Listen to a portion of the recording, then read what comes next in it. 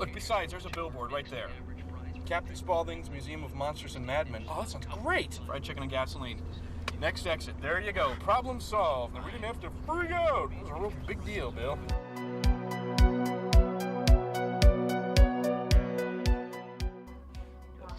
Excuse me, sir? Howdy. I love this place. How long you been running this place? Well, how long's a piece of string?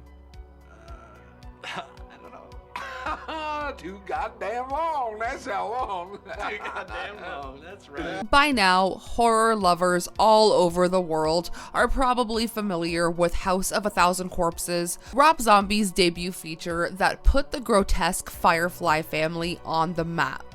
We follow two couples in search of roadside attractions. They stumble upon baby Firefly and the rest is history. However, today we are going to be discussing the side character, the minor character who takes up a big place in my heart, and that is the enigma, Dr. Satan.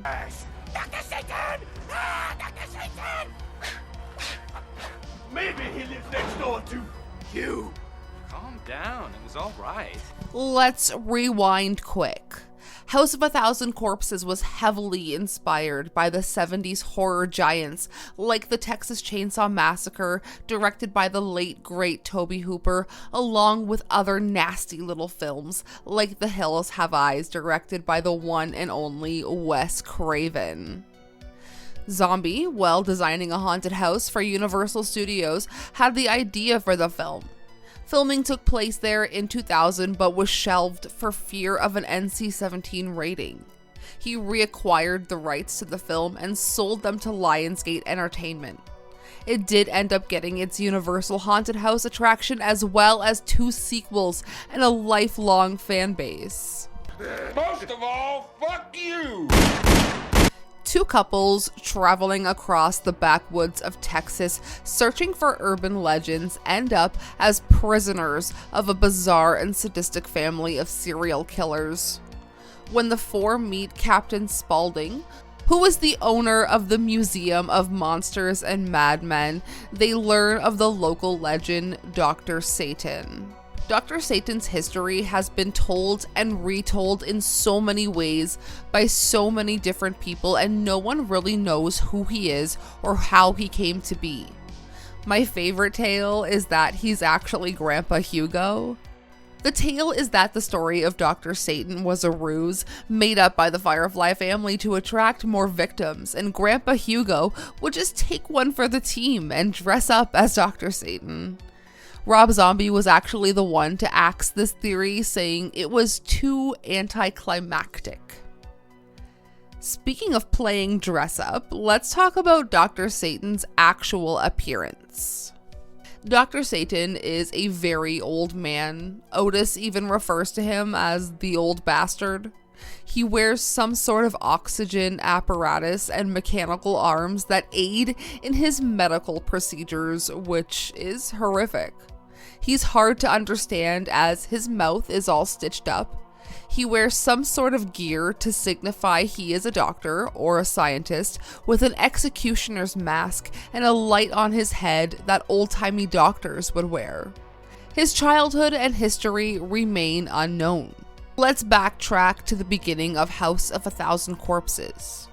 Captain Spaulding tells the traveling group of teens the story of Dr. Satan, while on his famous murder ride, of course.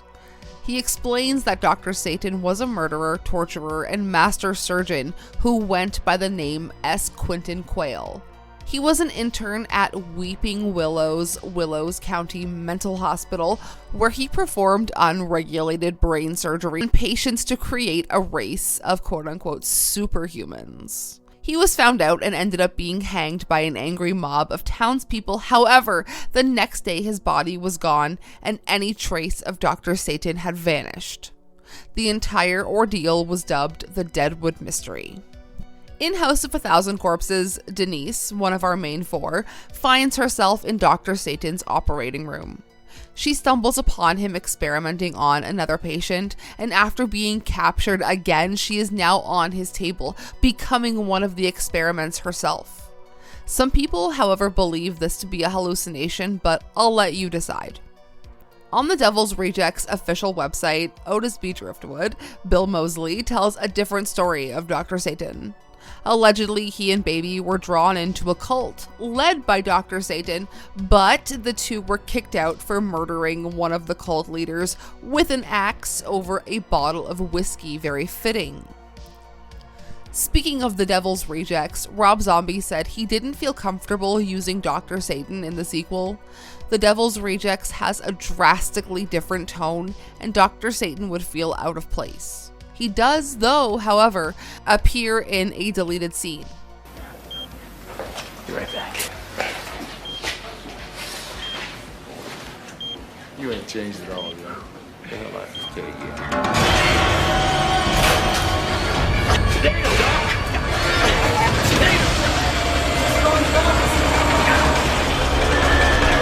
On that note, which character from House of a Thousand Corpses stood out to you the most?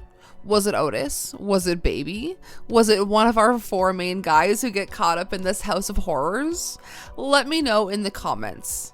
The first time I saw House of a Thousand Corpses, it was in 2012. I had just graduated high school, and my boyfriend at the time had showed me this one night, and it stuck with me in such a way, and Rob Zombie had such a profound impact on me from that point forward.